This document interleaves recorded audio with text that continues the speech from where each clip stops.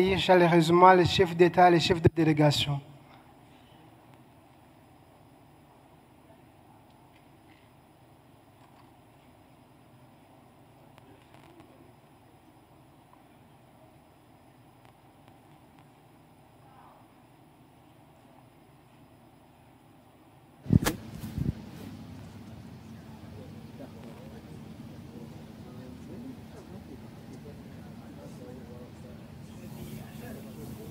Excellence, je vous prie de prendre place.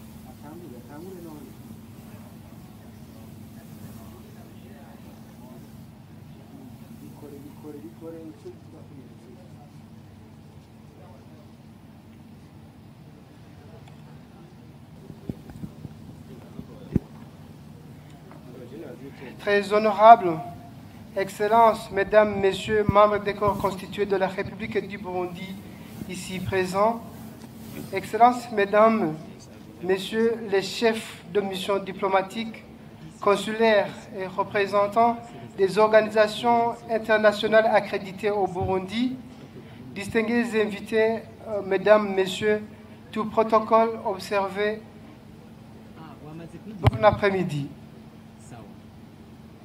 Je suis le colonel Jules Ndogbuayo, chef du protocole d'État et maître de cérémonie de l'événement qui nous rassemble aujourd'hui. J'ai l'insigne honneur de vous présenter le programme des activités qui sera marqué par 3 grands moments.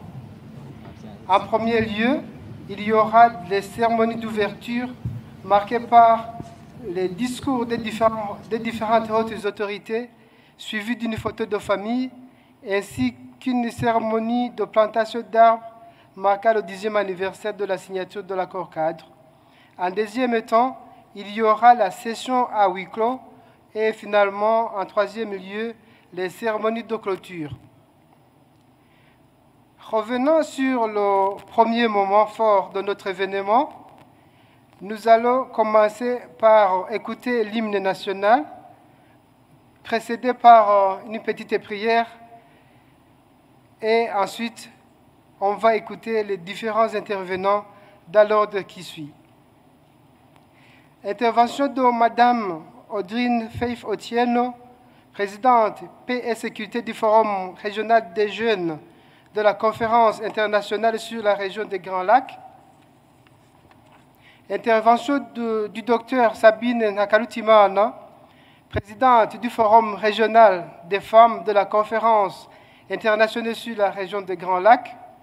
Intervention de l'ambassadeur Bernard Quintin, envoyé spécial de l'Union européenne pour les Grands Lacs au nom des partenaires internationaux de la région des Grands Lacs. Message de Son Excellence M. Adam Francisco, ministre d'État et chef de la maison civile du président de la République d'Angola, M. João Manuel Lourenço, président de la République d'Angola et président en exercice de la Conférence internationale sur la région des Grands Lacs, CRGL. Intervention de M. Moussa Faki, président de la Commission de l'Union africaine. Intervention de M. Antonio Guterres, secrétaire général des Nations Unies. Intervention de Son Excellence M. Félix Antoine Tshisekedi Tshilombo, président de la République démocratique du Congo, en tant que président sortant du mécanisme régional de suivi de l'accord cadre et président en exercice de la communauté de développement de l'Afrique australe, SADC. Soulignons de passage qu'après cette intervention, il y aura la cérémonie de passation de témoins symboliques entre le président Félix Antoine Tshisekedi Tshilombo, en tant que président sortant du mécanisme régional de suivi de l'accord cadre, et le président Évariste Ndayishimiye, en tant que le nouveau président en exercice du mécanisme régional de suivi de l'accord cadre. Enfin, nous allons suivre le discours de Son Excellence, Monsieur le Président Ndayishimiye Évariste, président de la République du Burundi et président en exercice de la 11e réunion du haut niveau du mécanisme régional de suivi de l'accord cadre. Je vous remercie. Pour permettre le bon déroulement des cérémonies, je voudrais vous interpeller à mettre vos portables pour ceux qui en ont dans un mode qui ne dérange pas notre activité.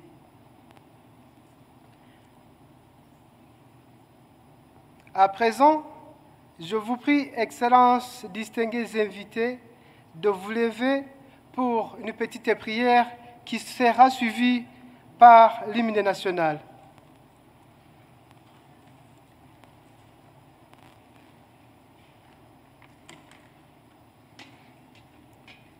Let's pray.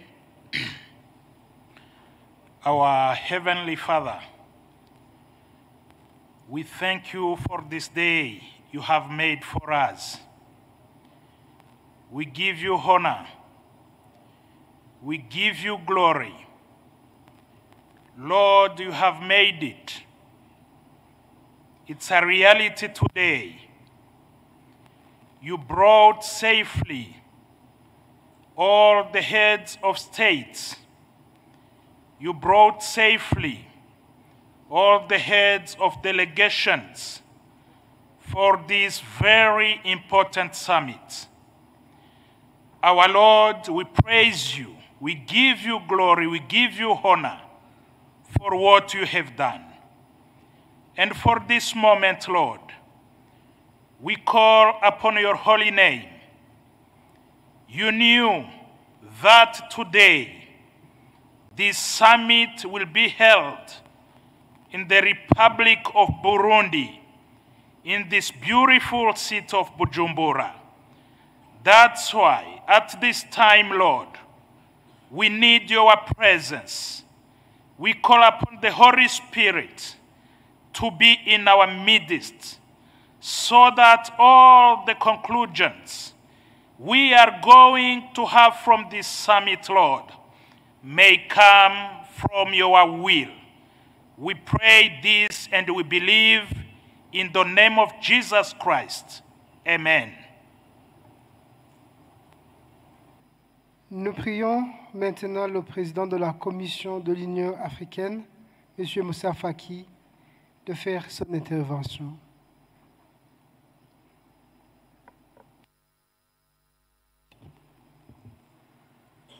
Excellences, Monsieur Évariste Ndayishimiye, président de la République du Burundi, président en exercice de la communauté est-africaine, Excellences, Monsieur le chef d'État et de délégation, Monsieur le secrétaire général des Nations Unies, Mesdames et Messieurs les ministres, Mesdames et Messieurs les chefs exécutifs des communautés économiques régionales, Mesdames et Messieurs les membres du corps diplomatique, distingués invités, Mesdames, Messieurs. Je voudrais commencer par remercier le président Évariste Ndayishimiye et le peuple burundais pour leur accueil fraternel et chaleureux. 10 années après la signature de l'accord cadre pour la paix, la sécurité et la coopération pour la République démocratique du Congo, c'est le lieu et le moment pour en dresser un bilan et identifier les perspectives au regard des derniers développements dans la région. Que cela puisse se faire aujourd'hui, sous votre leadership, Monsieur le Président et cher frère Évariste, ne peut que me réjouir. Excellences, Mesdames et Messieurs, la détérioration du contexte sécuritaire et la montée des tensions à l'est de la RDC inquiètent au plus haut point l'ensemble des pays de la région ainsi que les organisations régionales, continentales et internationales. Je n'en veux pour preuve que votre présence tous aujourd'hui à Bujumbura. L'exacerbation récente des tensions contraste de façon inquiétante avec l'optimisme qui a prévalu il y a quelque temps dans la région. À l'optimisme se substitue l'inquiétude et un grand manque de confiance. Cette situation délétère à l'atmosphère polluée menace dangereusement les conditions de paix, de stabilité et de développement tant attendu dans la sous-région. Face à cette tendance négative, je voudrais saluer la mobilisation des mécanismes régionaux africains en vue de les contenir et de trouver les solutions idoines aux problèmes posés depuis fort longtemps. Je voudrais ici mentionner la 1140e réunion du Conseil de paix et sécurité de l'Union africaine au niveau des chefs d'État du 17 février 2023 qui a engagé à la coordination et la mise en cohérence des processus de Nairobi et de Luanda. Je voudrais également saluer la pertinence de l'approche globale portée par le processus de Nairobi de la communauté d'Afrique de l'Est qui combine efforts militaires et dialogue politique.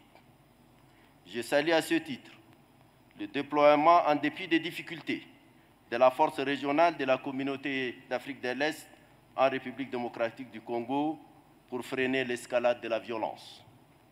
Dans cet ordre d'idées, je rends hommage à l'action de l'Angola, notamment du président João Lourenço, pour le rétablissement d'une relation apaisée et fraternelle entre la République démocratique du Congo et le Rwanda. Je ne saurais oublier, mesdames et messieurs, les efforts des Nations Unies à travers la MONUSCO et le travail de son envoyé spécial pour le Grand Lac. Merci, Monsieur le Secrétaire général et cher ami Antonio, pour ton engagement réitéré pour la paix, la stabilité et le développement de l'Afrique.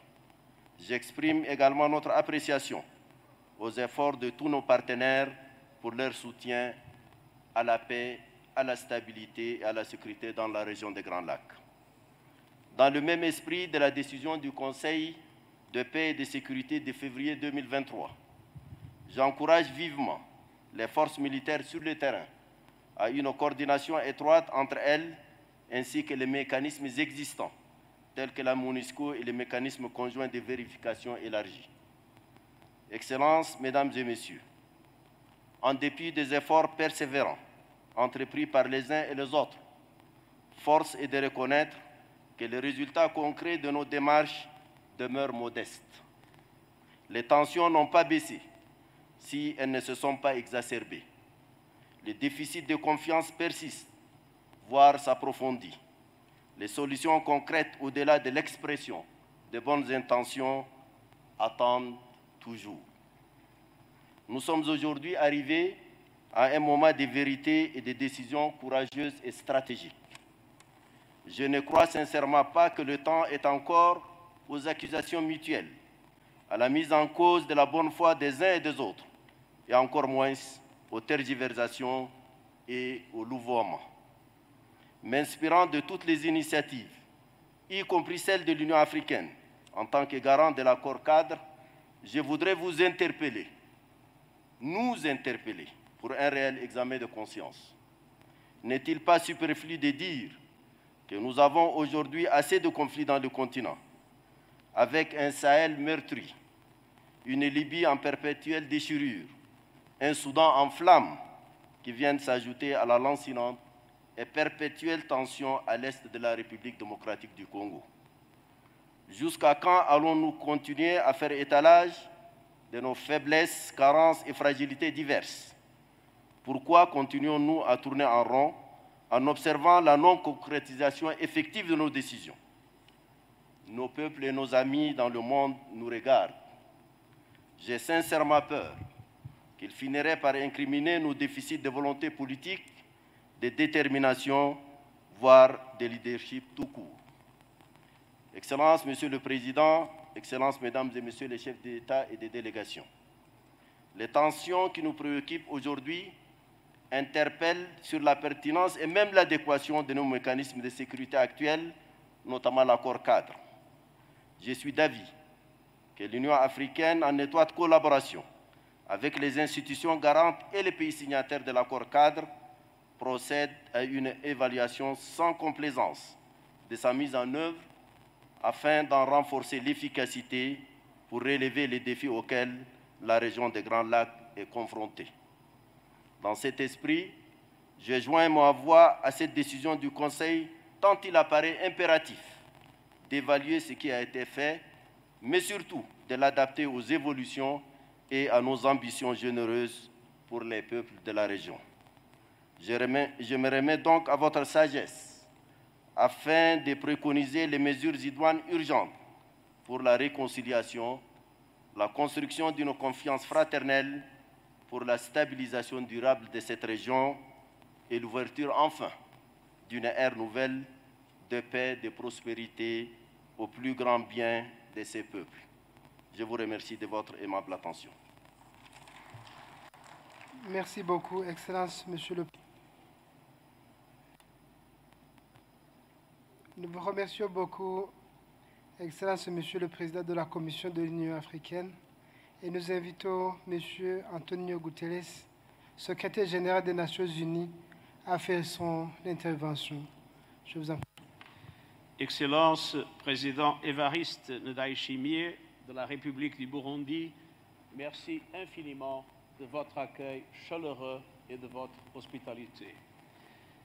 Excellence, le Président Félix Tshisekedi de la République démocratique du Congo, Excellence, les chefs d'État et de gouvernement, Excellence Moussa Faki Mahamat, Président de la Commission de l'Union africaine, Excellences, Mesdames et Messieurs. Avant de commencer mon intervention, permettez-moi d'exprimer toute ma solidarité et de présenter mes condoléances au peuple et au gouvernement de la République démocratique du Congo et du Rwanda, victimes d'inondations catastrophiques ces derniers jours. C'est une nouvelle illustration de l'accélération du changement climatique et de son impact désastreux sur des pays qui n'en ont rien contribué au réchauffement de la planète. Excellences, la région des Grands Lacs recèle d'énormes richesses naturelles grâce à ses vastes ressources et richesses culturelles émanant de ses populations. Mais année après année, cette incroyable richesse est minée par les vols, les conflits et les crises. Pendant des décennies, les peuples de la région ont été victimes de pillages et de violences. La signature, il y a maintenant 10 ans, de l'accord-cadre a suscité beaucoup d'espoir. Elle a marqué un tournant lors duquel les pays de la région ont pris des engagements concrets afin de mettre fin au cycle récurrent de violence, notamment dans l'Est de la RDC, et de construire une paix et une sécurité durable. Je félicite les pays signataires ainsi que les institutions garantes pour le travail accompli pour mettre en œuvre l'accord-cadre. Malheureusement, la crise actuelle souligne tout le chemin qu'il reste à parcourir. Malgré nos efforts collectifs, plus d'une centaine de groupes armés congolais et étrangers opèrent aujourd'hui encore et menacent ainsi la stabilité de l'ensemble de la région des Grands Lacs. La présence de ces groupes armés, le M23, l'ADF, les FDLR, Codeco, le Red Tabara et d'autres, entraîne des drames humains et des abus graves des droits humains, y compris des violences sexuelles.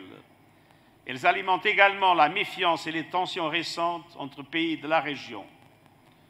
En RDC, depuis la résurgence de l'M23 en novembre 2021, plus de 500 000 personnes ont dû fuir. Et la situation dans la province d'Ituri reste aussi extrêmement préoccupante. Il est temps que cesse la violence. Et je réitère mon appel envers tous les groupes armés. Déposez les armes immédiatement et rejoignez les processus de démobilisation, de désarmement et de réintégration. Et j'exhorte également les responsables politiques et communautaires à en finir avec les discours de haine et d'incitation à la violence. Toutes les parties doivent mettre en œuvre les décisions prises dans le cadre des processus de Luanda et de Nairobi sans délai et sans exception. Seul le dialogue constant et sincère permettra aussi de trouver des compromis durables. Je salue les efforts récents des dirigeants de la région afin d'éviter une escalade des tensions.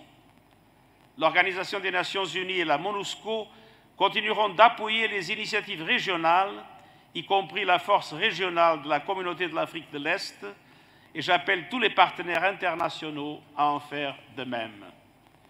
Je salue le consensus des acteurs de la région autour des mesures non militaires visant au désarmement, au retour et à la réintégration des groupes armés étrangers dans leur pays d'origine.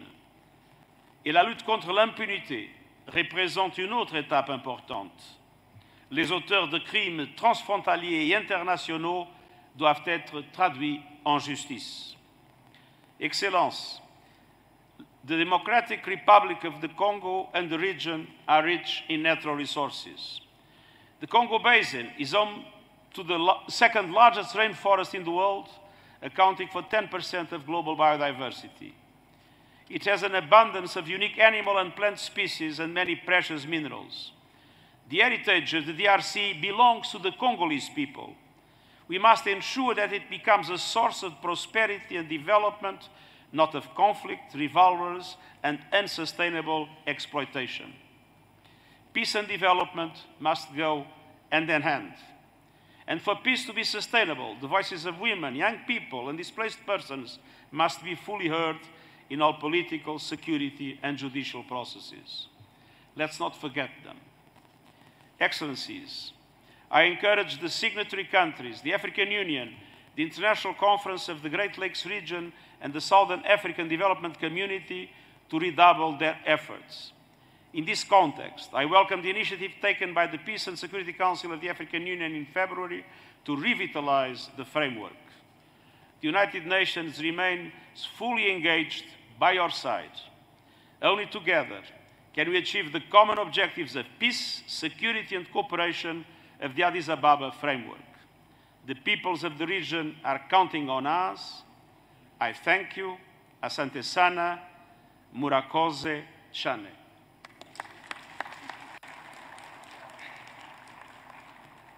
Merci beaucoup, Excellence.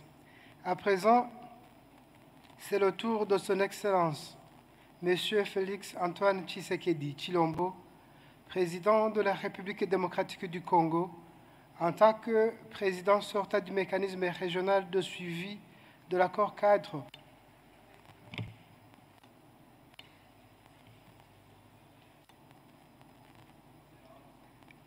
Excellence, Monsieur le Président Évariste Ndayishimiye, président de la République du Burundi et président en exercice de la Communauté d'Afrique de l'Est, Excellences, Messieurs les chefs d'État et de gouvernement, Monsieur le Secrétaire général des Nations Unies, Monsieur le Président de la Commission de l'Union africaine, Monsieur le Secrétaire exécutif de la CIRGL, Monsieur le Secrétaire exécutif adjoint de la SADC, Mesdames et Messieurs les chefs de délégation, Monsieur Uhuru Kenyatta, facilitateur désigné de la Communauté d'Afrique de l'Est, distingués invités, Mesdames et Messieurs. J'aimerais, avant toute chose, exprimer au nom du peuple congolais et au mien propre ma gratitude à la République du Burundi et à son peuple qui accueille ce jour le 11e sommet sur le mécanisme régional de suivi de l'accord cadre pour la paix, la sécurité et la coopération pour la République démocratique du Congo et la région, sous le thème « Le rôle des femmes et des jeunes dans la promotion de la paix et du développement pour une mise en œuvre efficace de l'accord cadre ». J'exprime également les sentiments de fraternité du peuple congolais à l'endroit de chacun d'entre vous, dirigeants des pays signataires de l'accord cadre et de vos peuples respectifs. Je salue en outre la présence parmi nous du secrétaire général des Nations Unies, M. Antonio Guterres, dont les efforts inlassables à la quête de la paix et la sécurité dans le monde en général et dans notre région des Grands Lacs en particulier ne sont plus à démontrer. Excellences, Mesdames et Messieurs, comme vous le savez, la République démocratique du Congo avait eu le privilège d'accueillir en sa capitale Kinshasa la 10e réunion du mécanisme régional de suivi de l'accord cadre d'Addis Abeba. À cette occasion, vous aviez résolu de confier à mon pays, à travers ma personne, la responsabilité de présider à la destinée de notre mécanisme commun au cours des 15 derniers mois. Au nom de mon peuple et compte tenu de l'importance qu'il porte sur cet engagement, j'acceptais volontiers votre décision collective. À cet effet, j'avais placé mon mandat sous le signe de la consolidation des progrès modestes accomplis dans la mise en œuvre de l'accord-cadre d'Addis-Abeba et du renforcement de la coopération régionale pour gagner le pari de la paix durable. J'avais donc mis l'accent sur la promotion des investissements transfrontaliers afin de garantir la paix, un bien collectif recherché par nos peuples, et relevé qu'il revenait à toutes les parties prenantes de se remobiliser pour redynamiser notre structure régionale de gouvernance du dit accord-cadre et de mieux impliquer nos populations dans la noble lutte pour la paix, la sécurité et la stabilité en République démocratique du Congo et dans la région. Excellences, Mesdames et Messieurs, au moment où je m'apprête à passer le témoin à mon estimé homologue et frère, son Excellence M. Évariste Ndayishimiye, président de la République du Burundi, je ne puis manquer de constater l'état alarmant de la situation sécuritaire dans la région des Grands Lacs en général et dans l'Est de la République démocratique du Congo en particulier. En effet, ces dernières semaines, le peuple congolais a une fois de plus été endeuillé par des tueries massives, notamment à Kizimba et à Kalega dans le Massissi, ainsi qu'à Kishiché dans le Rutshuru, dans la province du Nord Kivu, la faute à l'activisme des groupes armés et terroristes sévissant dans la région. Dans le même ordre d'idées, le regain de tensions observé au Soudan, plus particulièrement à Khartoum, fait des victimes innocentes et des déplacés par milliers. En leur nom et en leur mémoire, je vous prie, s'il vous plaît, de bien vouloir nous lever et observer un petit moment de recueillement.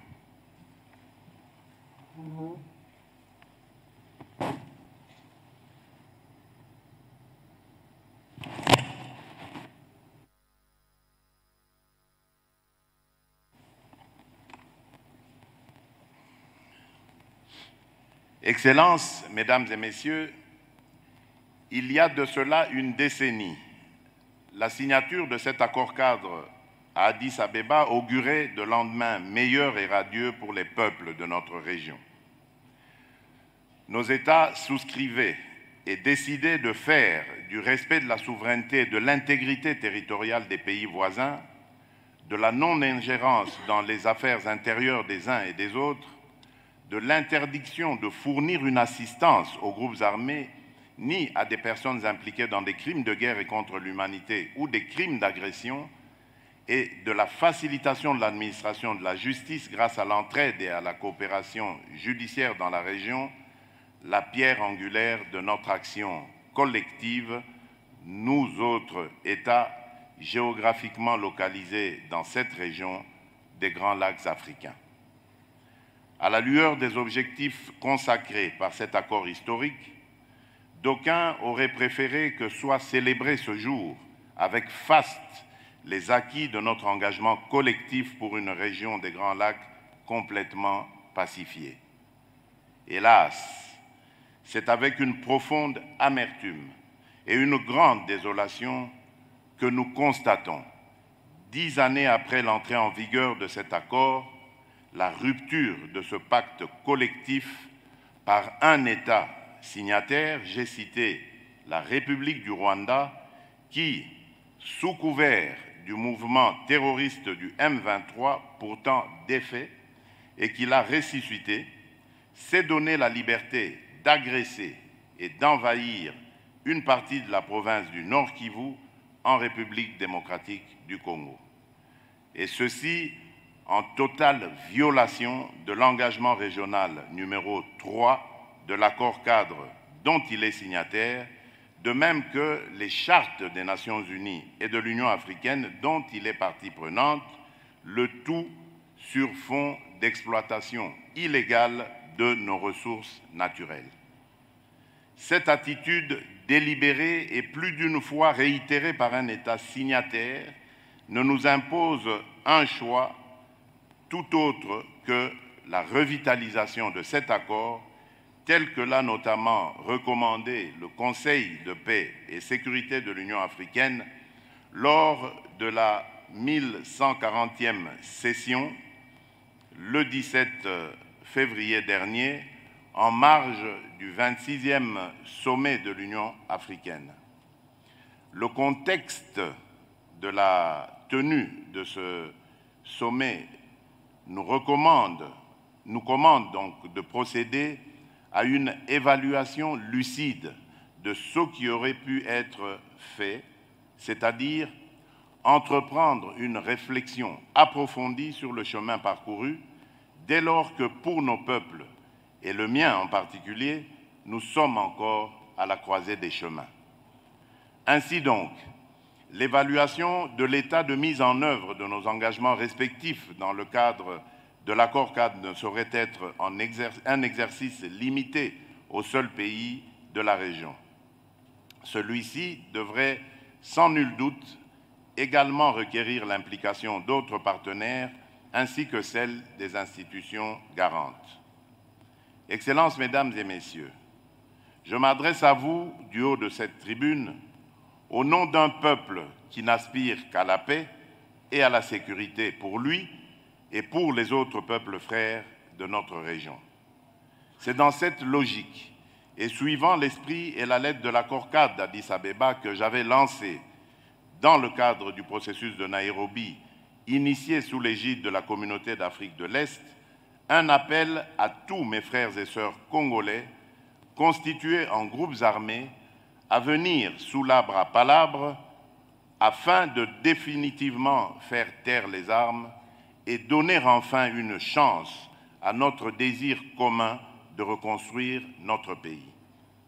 Dans le même esprit, faisant face au combat engagé par le Rwanda sous couvert du M23 au Nord Kivu, il avait été décidé lors du mini-sommet du 23 novembre 2022 à Luanda, en Angola, dans le cadre du processus dit de Luanda, sous la facilitation de son Excellence M. João Lourenço, président de la République d'Angola, président en exercice de la Conférence internationale de la région des Grands Lacs, la CIRGL, et médiateur désigné de l'Union africaine pour venir à bout de la situation sécuritaire alarmante, de la cessation des hostilités et des attaques du M23 contre les forces armées de la République démocratique du Congo et la MONUSCO, ainsi que de son retrait des territoires occupés vers les sites de cantonnement.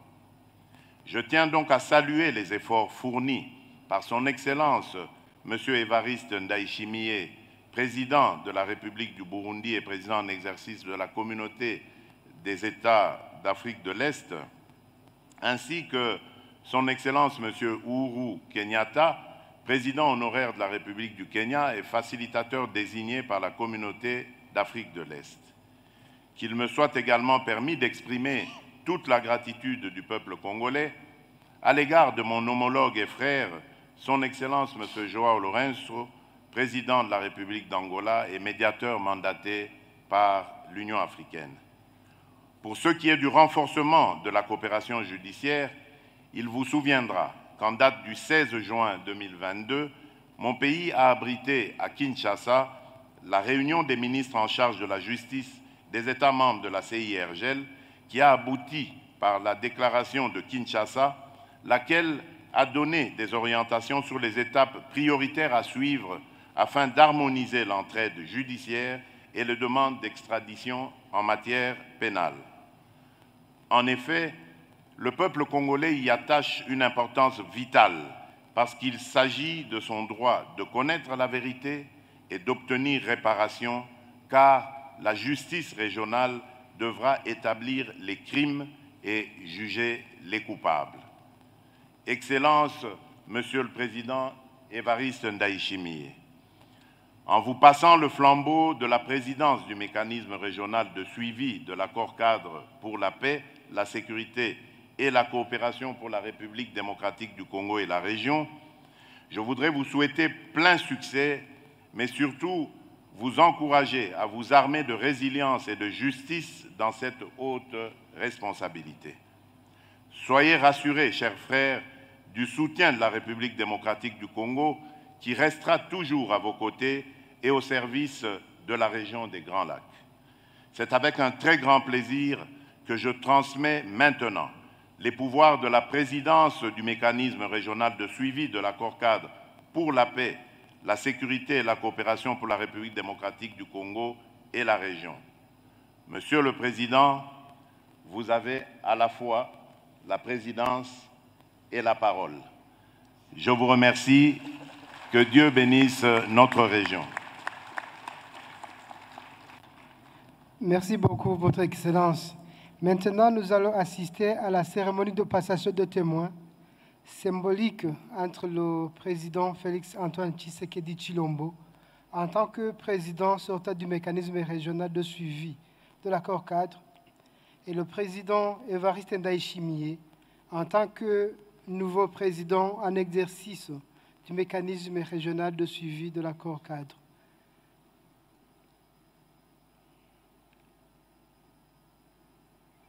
Je prie ceux qui sont désignés à s'approcher pour faciliter la passation.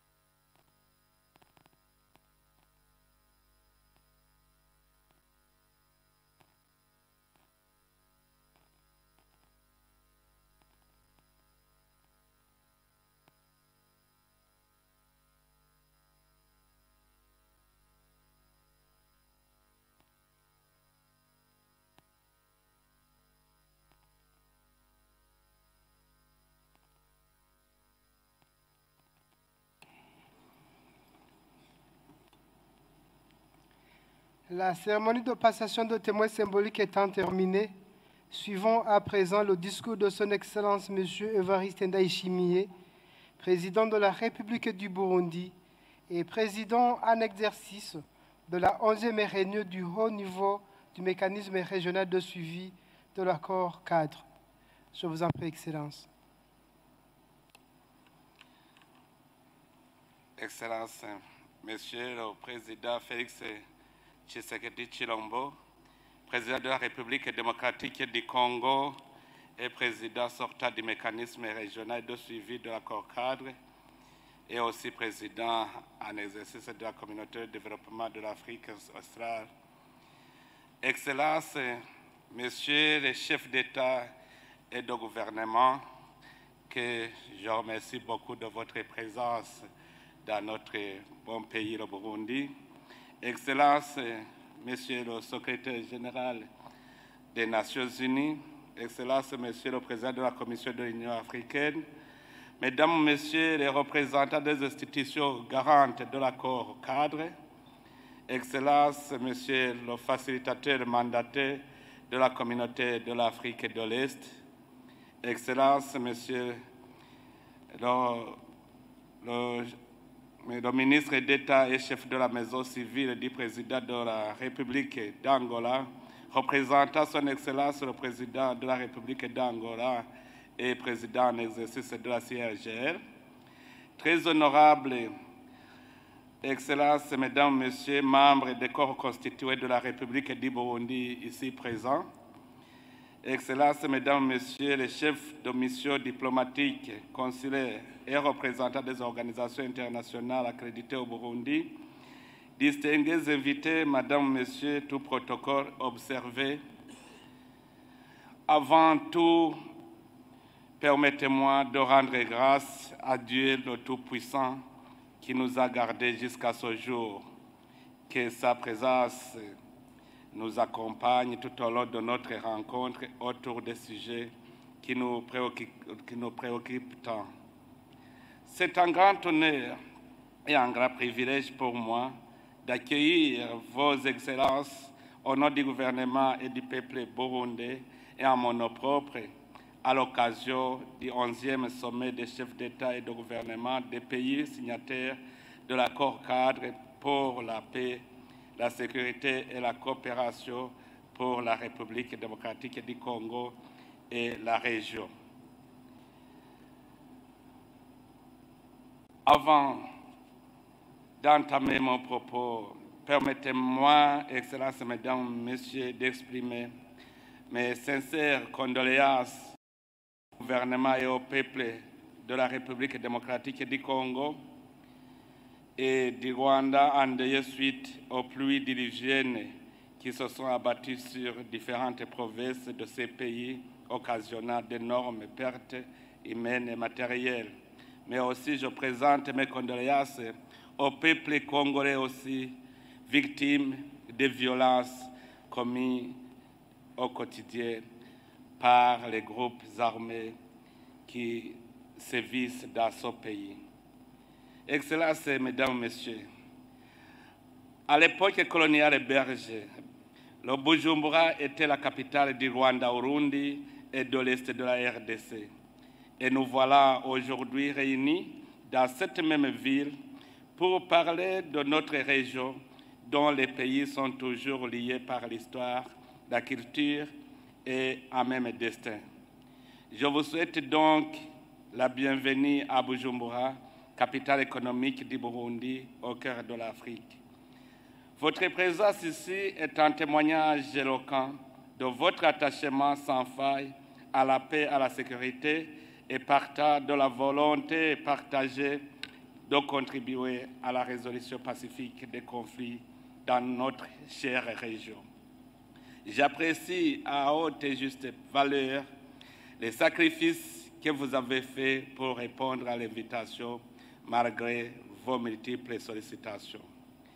Par là, je voudrais profiter de cette occasion pour remercier sincèrement et saluer les grandes réalisations du président sortant du sommet des chefs d'État et de gouvernement du mécanisme régional de suivi de l'accord, son Excellence Félix Antoine Tshisekedi Tshilombo, président de la République démocratique du Congo, pays qui, comme je le disais, est lié au Burundi par la géographie, l'histoire et la culture.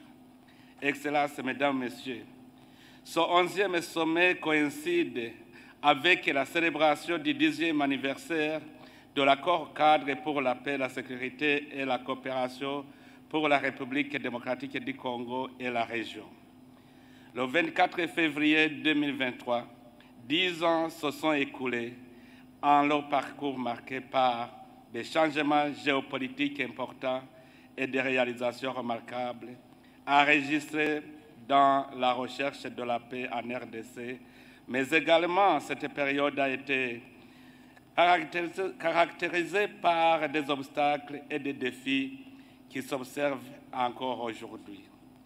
Parmi les changements majeurs survenus dans la région au cours de la décennie qui vient de s'écouler et qui peuvent influencer le cours des événements, nous pouvons mentionner l'adhésion de la République démocratique du Congo à la communauté est-africaine.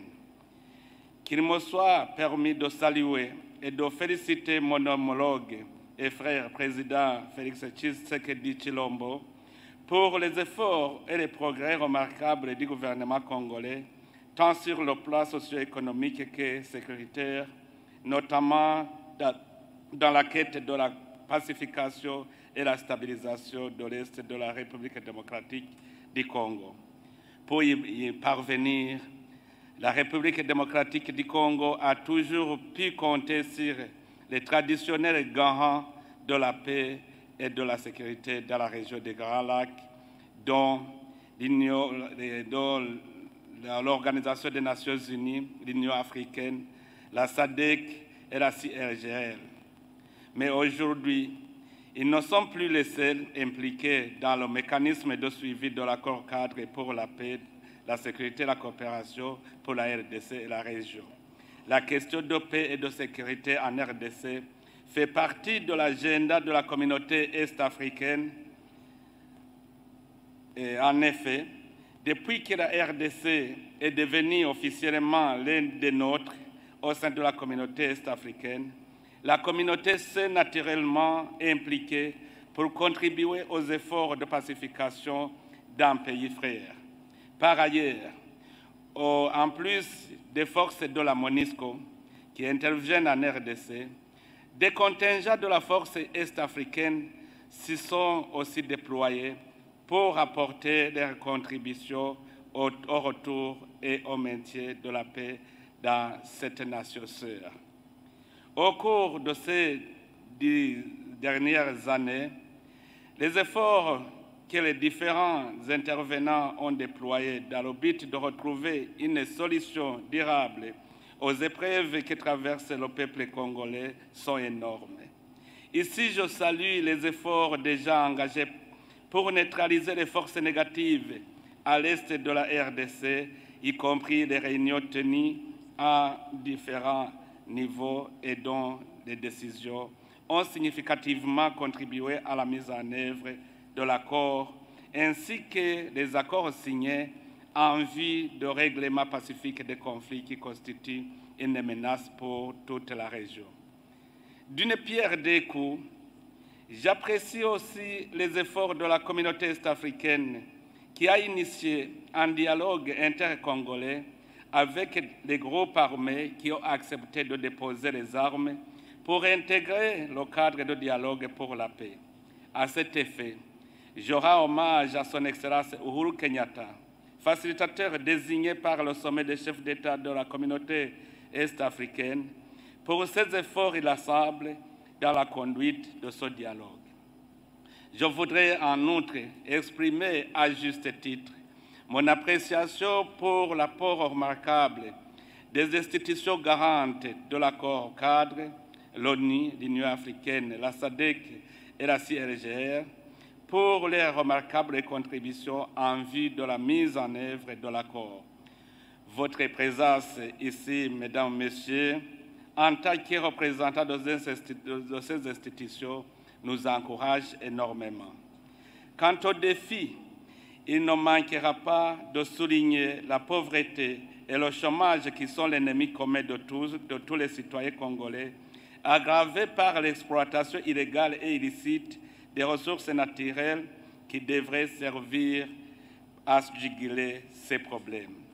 En plus, la persistance des forces négatives et la résurgence des combats menés par le mouvement M23 a exacerbé un climat malsain entre la RDC et le Rwanda, ce qui ajoute le drame au drame. À tous ces défis, nous devons ensemble trouver des solutions. C'est ainsi que nous saluons aussi le processus de Luanda qui est venu emboîter le pas au processus de Nairobi afin d'éviter toute escalade de conflits et de normaliser les relations entre les deux États voisins. Au même chapitre de la situation sécuritaire régionale, nous suivons avec une grande préoccupation l'évolution de la situation en République du Soudan, qui non seulement est partie prenante à l'accord cadre, mais aussi il y côtoie notre communauté, ce qui fait que nous devons subir des effets collatéraux à ce conflit. Ainsi, je joins ma joie à celle des autres dirigeants du monde entier pour demander aux partis en conflit de cesser immédiatement et définitivement les hostilités et de s'engager avec volonté dans les négociations afin de trouver une solution pacifique à la crise. Nous saluons par ailleurs les efforts consentis par la communauté internationale, dont l'Union africaine, pour restaurer la paix et la stabilité au Soudan. Excellences, mesdames, messieurs, la sagesse africaine nous interpelle à trouver des solutions africaines aux problèmes africains. Dans la même logique, il faut des solutions régionales aux problèmes régionaux. En effet, Excellences, mesdames, messieurs, la région a toujours montré ses capacités d'aider les pays en conflit pour retrouver la paix. Ici, je redis sous contrôle de son Excellence, Monsieur le Président Yoweri Museveni, notre sage de la région, qui était président de l'initiative régionale pour la paix au Burundi. Et je le confirme, en tant que témoin oculaire et auriculaire, car j'étais moi-même partisan actif du processus de paix au Burundi. Comme la communauté est-africaine est devenue plus dynamique que jamais dans la recherche de la paix, je suis convaincu que nos frères citoyens congolais retrouveront la paix et la dignité. Je crois que dans cette région, le Burundi est le seul pays qui a connu une longue histoire de conflits et de violences perpétrées de façon discrète depuis l'indépendance en 1962. Et personne ne pensait qu'en un laps de temps, le Burundi serait tel que nous le retrouvons aujourd'hui. C'est un pays qui a connu des massacres sans nom, des discriminations, des persécutions et des violations graves des droits de l'homme. Un pays où, pendant des décennies, il était interdit de pleurer les chiens massacrés, mais qui aujourd'hui a retrouvé la paix et la stabilité et a rétabli son unité nationale en tournant agréable miraculeusement. C'est un pays dont l'autorité de l'État avait caché des fosses communes contenant des milliers de personnes pendant des décennies, mais qui, après la découverte de la vérité, est aujourd'hui, en si peu de temps, rétabli et jouit de la confiance de tous les citoyens. Le Burundi est un témoignage vivant que les efforts régionaux peuvent changer le cours de l'histoire de tout le peuple. Par cette occasion, il me soit permis de réitérer la gratitude du peuple burundais à tous nos pays frères qui ont contribué d'une façon ou d'une autre à la restauration de la paix et de la sécurité au Burundi à travers l'initiative régionale pour la paix au Burundi, avec une mention spéciale à notre sage de la région, le président Kaguta Museveni. C'est la preuve que nos efforts ne sont pas vains pour notre pays frère. Je le crois aussi pour le gouvernement sud-africain et son témoin. Ils ont appuyé la région dans la recherche de la paix au Burundi et le peuple burundais en est reconnaissant. Je vous remercie beaucoup, Monsieur le Président de la République sud-africaine. C'est ainsi que je profite de cette opportunité pour rassurer les Congolais et la communauté internationale qu'ensemble, en me référant à l'expérience burundaise et au savoir-faire, la paix et la réconciliation en République démocratique du Congo sont possibles. Nous sommes un même peuple et à les mêmes aspirations. Il suffit de s'y mettre avec la volonté ferme de toutes les parties prenantes. La République démocratique du Congo rétablira sa paix. C'est dans cet esprit de solidarité africaine qu'en matière de paix et de sécurité internationale, le Burundi continue à donner sa contribution à la paix et à la sécurité en Afrique et dans le monde, notamment à travers les missions de maintien de la paix en République centrafricaine et en Somalie, et reste engagé et déterminé à lutter contre le terrorisme partout où besoin sera. C'est aussi dans ce cadre qu'il ne tourne pas le dos devant les menaces à la paix de nos frères voisins. Nous devons donner le meilleur de nous. Excellences, Mesdames, Messieurs, lors de la 1140e réunion du Conseil de paix et de sécurité de l'Union africaine du 17 février 2023, les chefs d'État et de gouvernement ont décidé de la revitalisation de l'accord cadre. Cette décision rencontre les aspirations des différents pays signataires qui en avaient l'aspiration lors de l'évaluation de la mise en œuvre de l'accord pour la période 2017-2022. Nous saluons à cet effet les consultations techniques organisées et les initiatives prises au niveau de l'Union africaine et des communautés économiques et régionales, ainsi que des institutions garantes pour appuyer la mise en œuvre de l'accord cadre en vue de sa revitalisation conformément à la décision de la 1140e réunion du Conseil de paix et de sécurité de l'Union africaine tenue le 17 février 2023. Nous soulignons également avec appréciation que le Conseil de sécurité des Nations Unies a interpellé les signataires de l'accord cadre sur ce sujet, surtout en décembre 2017. Dans ce cadre, je salue la participation active au haut niveau de l'Organisation des Nations Unies. La présence parmi nous de son Excellence M. Antonio Guterres, secrétaire général des Nations Unies, est un témoignage éloquent que la détermination des Nations Unies à retrouver la paix, la sécurité et la stabilité en République démocratique du Congo et de la région. Nous saluons également l'élaboration d'une feuille de route du processus de la revitalisation de l'accord cadre, ainsi qu'une réflexion approfondie sur les meilleures conditions de mise en œuvre du dit accord. Excellences, Mesdames, Messieurs, au cours de la deuxième décennie de l'accord cadre qui commence, grande est notre responsabilité de nous attaquer davantage aux causes profondes des conflits, de renforcer la bonne gouvernance et la démocratie, de lutter contre la corruption et l'exploitation illicite des ressources naturelles, de résoudre les problèmes des réfugiés et du chômage. C'est aussi le moment de libérer la République démocratique du Congo de toutes les forces négatives étrangères qui sont établies sur le sol congolais.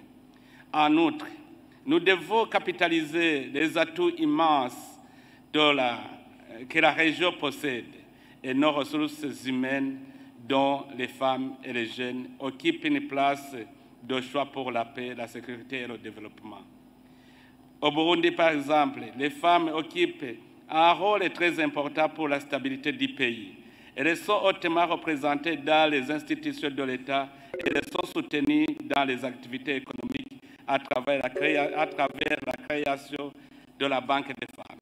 En ce qui concerne les jeunes, ils constituent une force transformatrice et l'avenir de notre pays. Nos jeunes sont nés et grandissent à une époque qui favorise l'apprentissage, la recherche, la liberté de mouvement et de communication. Avec les nouvelles technologies qu'ils maîtrisent mieux que certains d'entre nous, ils sont doués d'une créativité inimaginable et sont capables d'accélérer le développement. Et comme nous réservons aux jeunes une place prépondérante à travers les forums nationaux de développement et les forums spécialement organisés pour les jeunes, nous notons que cette pratique a contribué beaucoup à la stabilisation de notre pays, ce qui peut inspirer d'autres pays, surtout africains. C'est d'ailleurs pour cette raison que nous remercions la conférence des chefs d'État de l'Union africaine pour avoir décidé que la ville de Bujumbura, qui nous accueille aujourd'hui, soit reconnue comme capitale des jeunes de notre cher continent. En ma qualité de champion de jeunes,